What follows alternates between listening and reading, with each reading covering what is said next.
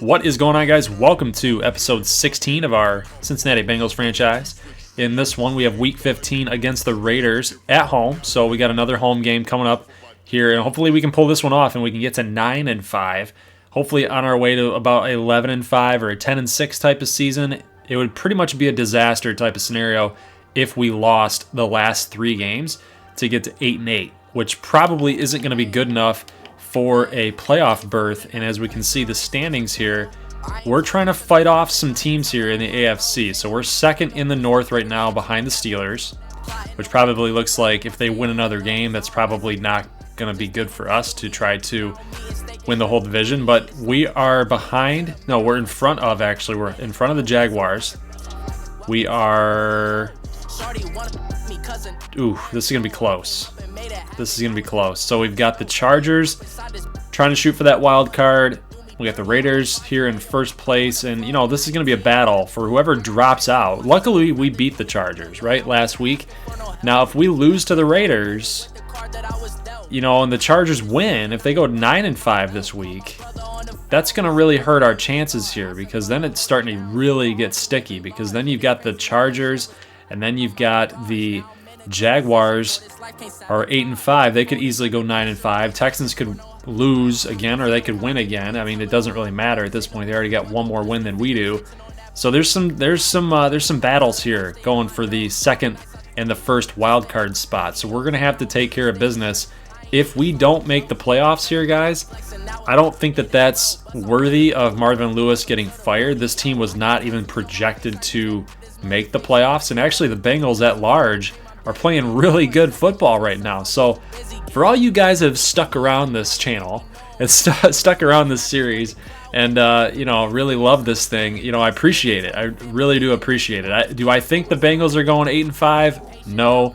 This is just a video game. It's ultimately me behind the controller making the decisions and doing what I do and playing as this team. So, you know, hey, I try to keep it as realistic as possible in regards to transactions and things that we're doing to better the team.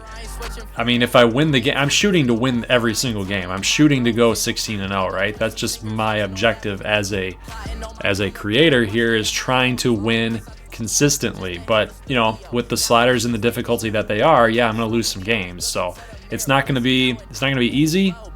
It's not going to be too difficult. I'm not going to purposefully make you guys go through a 4-12 type of season. Just not going to do it. It's just not how I operate my franchise modes, unless it's baseball, right? And, you know, that's really the deep dive kind of thing. But yeah, I mean, the Reds were not very good anyway. But anyway, so not getting too off topic. So obviously we have good enough players here to make a playoff run. We've seen it. The offense has really carried us. The defense has been coming through in the last couple games, which is intriguing to me, because, I mean, now that we've got Preston Brown, you know, playing well, Vigil's making clutch tackles, Iloka and Williams are coming up big in the secondary. They were really struggling there early against the Tampa Bay Buccaneers and the Saints, I believe. The Saints kind of beat us up back there as well, but we took care of business. You know.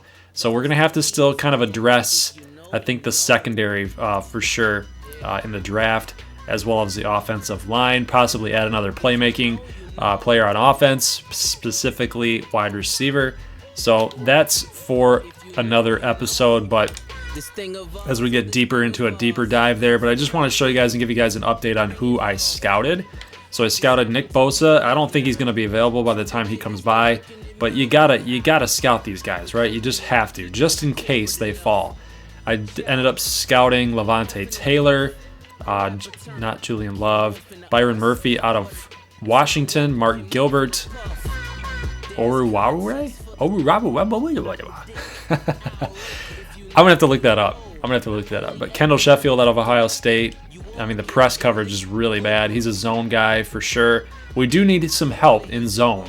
I can tell you guys that much. As far as like nickel and dime coverages, when we start running those, you know, for whatever reason, Dre Kirkpatrick and Darqueze Dennard just don't do too hot in zone coverage for whatever reason in this sim. What they really do very well is man coverage. So there's a lot of interceptions that I've seen that come out of the man coverage. Lavert Hill kind of the same deal as Kendall Sheffield. You know, not really, doesn't really push the needle for me. You know, he's just a mid-round pick. Trayvon Mullen, I like the press. The B press is something you can work with.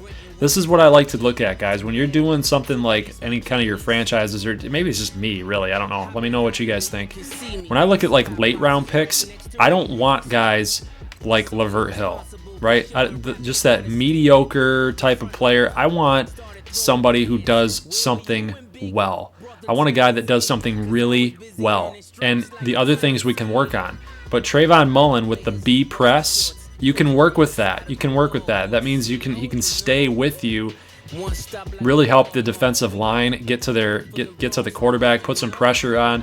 And you know, with him being that good at press, then that means the man coverage is probably going to come at a later time. So he's definitely kind of a project guy, but the way that shapes up, I kind of like the way that he looks.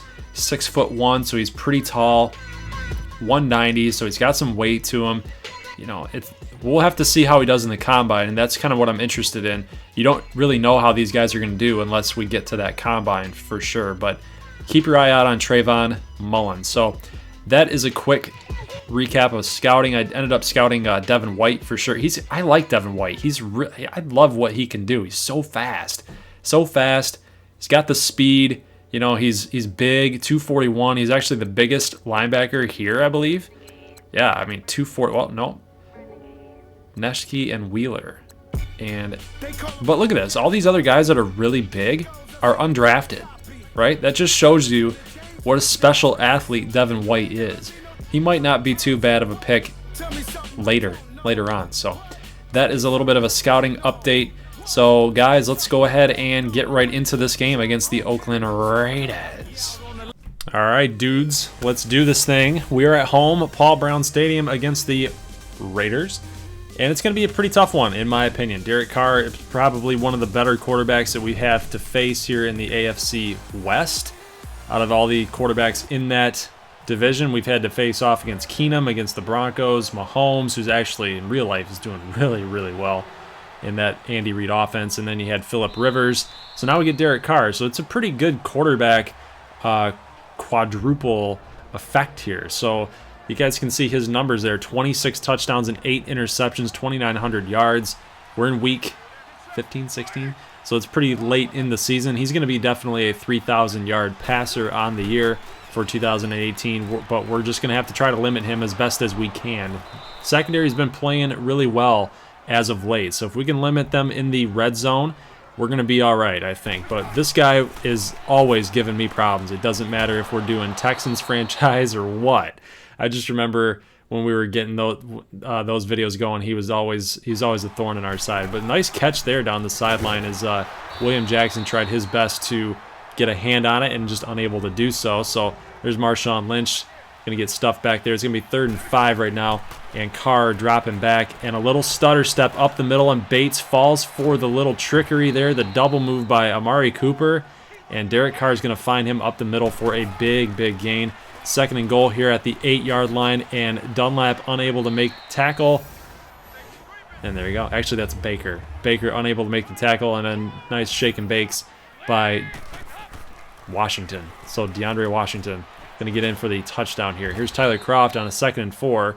Unable to get anything going there. He does get 3 yards, though. Just unable to get the first down. Bengals on the 35-yard line.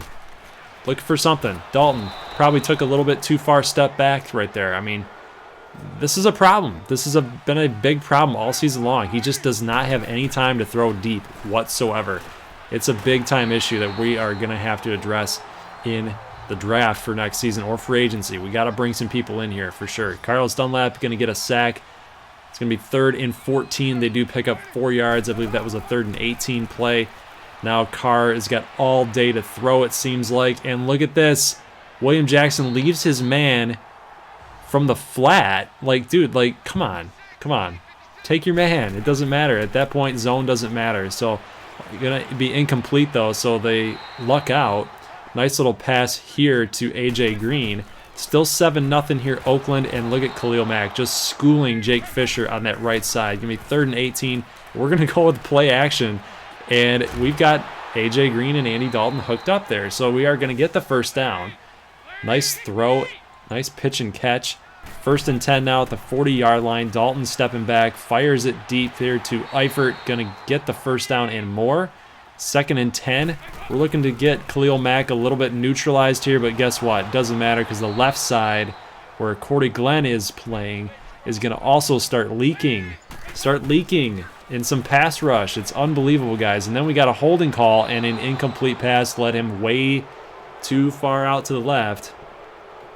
You guys know what this is. It's going to be another holding call, and this time it is on Clint Bowling. So it's going to be 4th and 22 as the Raiders decline that penalty. They're just going to take the result of the play. So Randy Bullock comes on and gets this nice little field goal here to make it 7-3. We are late part of the second quarter now, 50 seconds left to go, and Derek Carr trying to get his guys down the field here to get into scoring position, get something before the half. And we got 45 seconds left to go as we are going to call a timeout to try to get ourselves some points at the half because we just gave up 3 right there. So we would like 3 of our own to get the score back to a 4-point game, which is where it was before that field goal was made. But we can see that Giovanni Bernard here, 7 seconds left, going to get out of bounds. Dalton firing it up the middle to John Ross, hoping for something little after the catch there. We do get into field goal range for Randy Bullock, but you guys can see the wind there, 13 miles an hour to the right. So you definitely have to make an accurate kick, but Bullock is not going to be able to get enough onto it. Not enough juice.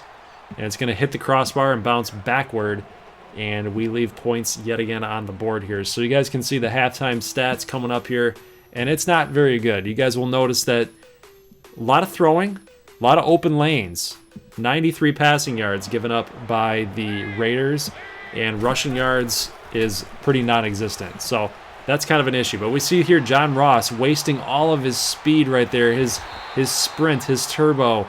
He was gone, guys. If I didn't start making those cuts, if I didn't start freaking out with the control stick, I think we would have had him there for a touchdown, for a big play. But we're going to get another flag here. And as we see John Ross makes that catch and gets dropped, it's going to be another holding call. And this time it is Clint Bowling again. So it's going to set us up at 3rd and 18 now at the 35-yard line. So it's not even, it's like even when we're moving the football, we're getting flags. And just like right here, we get the 4 verticals play. And we get another flag. And this is going to be another holding call. Who is this one on? It's going to be on Billy Price. Unreal, guys. So this defensive line for the Raiders, they're actually going to decline it, and they're going to force a 4th and 3, so we're going to go for it. And look at the Madden cheese right there.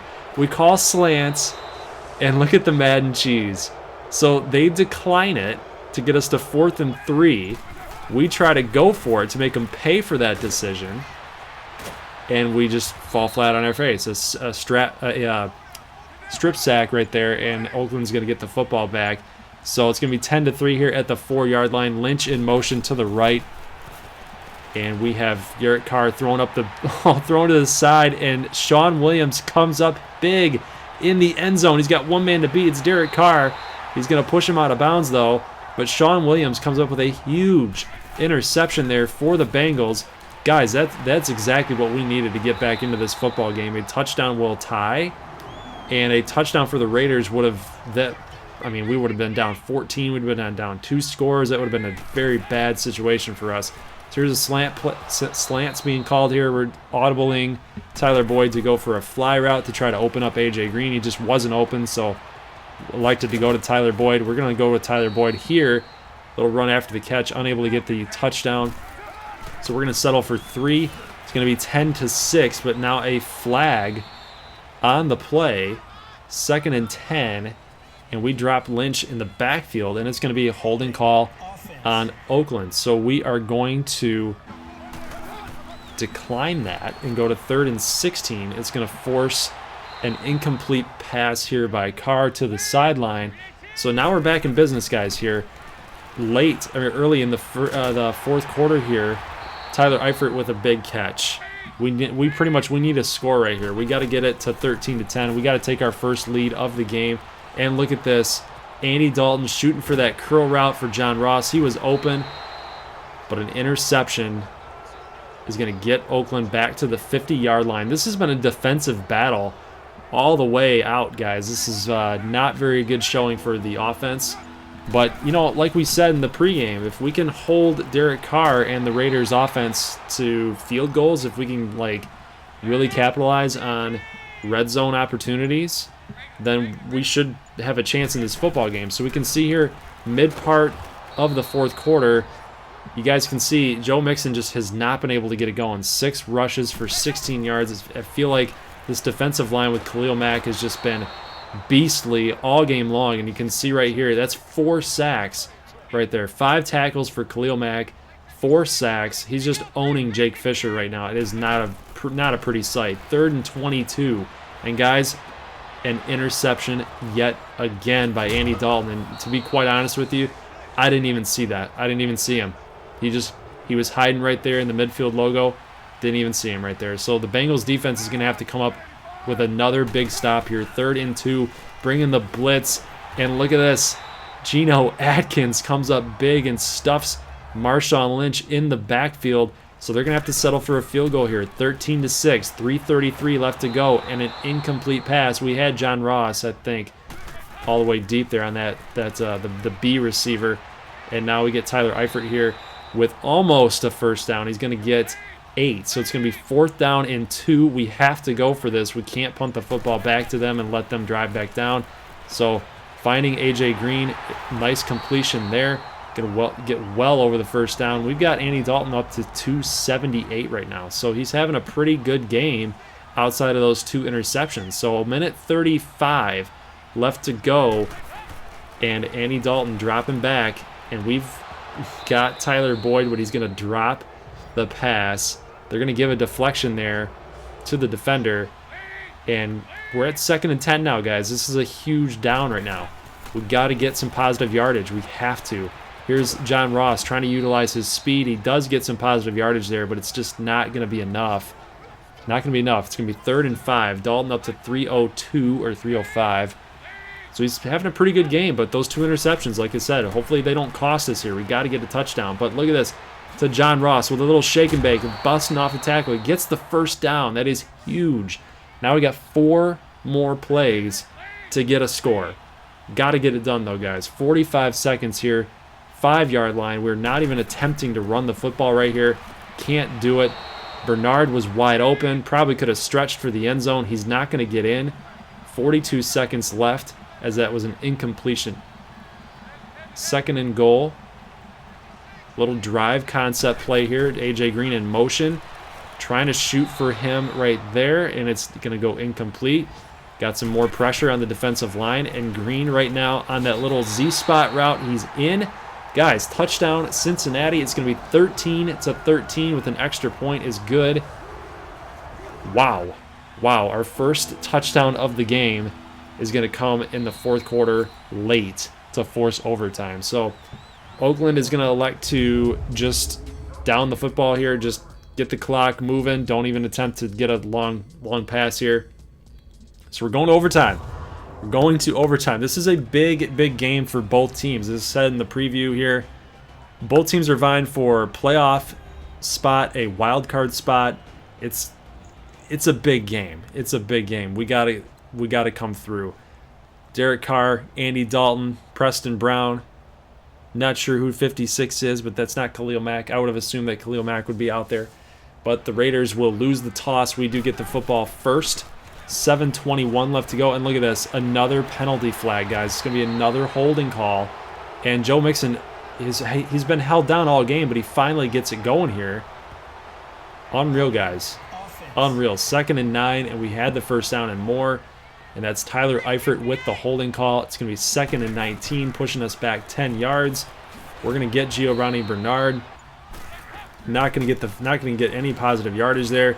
3rd and 19, and we're firing it deep to John Ross, but another interception by Dalton. That's going to be his 3rd of the game. That's Carl Joseph on the pick.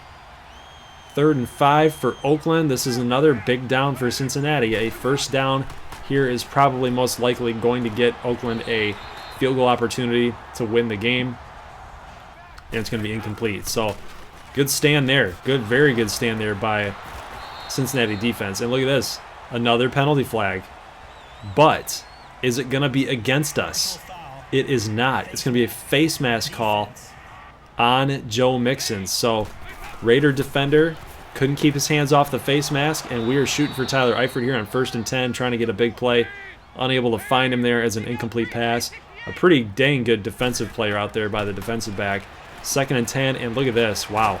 A.J. Green picks up the first down. We are now in field goal range for Randy Bullock here, and Giovanni Bernard on that little flare route is unable to pick up any positive yardage again. So the Raiders are stuffing that. Ever since the very first part of the game here, when we were really shooting for that, they've shut it down. So 3rd and 9, we were trying to go for Tyler Eifert, the big target, and the Raiders defense comes through. John Gruden calls a timeout to try to freeze Randy Bullock. This is a big-time kick, guys. I feel like this is like a 53-yard attempt. It's going to be a tough attempt here. Wind 13 miles an hour to the left. It is howling, absolutely howling. This is to win the game. You guys can see it's going to be a little bit short there just based on where it was in the green. And Randy Bullock is going to miss the crucial and the clutch field goal attempt here. It's going to set the Raiders up at the 42-yard line. Marshawn Lynch going beast mode here. Picks up positive yardage. Gets about 5. Nope, gets about 3. 2nd and 7 now. We got to get a big stop here. Kirkpatrick coming in. He's flying in. Unable to get Derek Carr sacked. Unreal. Unreal, guys. So Tavecchio comes up and kicks this thing up, and good. So there is your ball game. Oakland 16, Cincinnati 13. 305 passing yards. That's nothing to be depressed about, right? But it was the takeaways. The average yards per play there was 5.4, which is not bad. It's actually pretty good, in my opinion. And we just got to clutch up in the red zone. Honestly, I feel like if we were able to do that and just limit the turnovers and trying to go for those deep shots, I feel like we had that game. A couple missed field goals by Randy Bullock kind of cost us as well. So we'll just get back at it. We'll get back at it. We got the Steelers and the Browns next for our next 2 games, our last 2 games of the season. So, we got to beat the Browns. We got to get that payback, and then obviously against the Steelers, that's going to be a tough game as well. But you guys can see there, we're not really in any jeopardy to lose our playoff position here. We got some teams at 8-5, 8-6, so I think we're good if we lose these 2 games. But still, it's going to be tough. So I'll see you guys on Thursday for the next gameplay. As always, peace.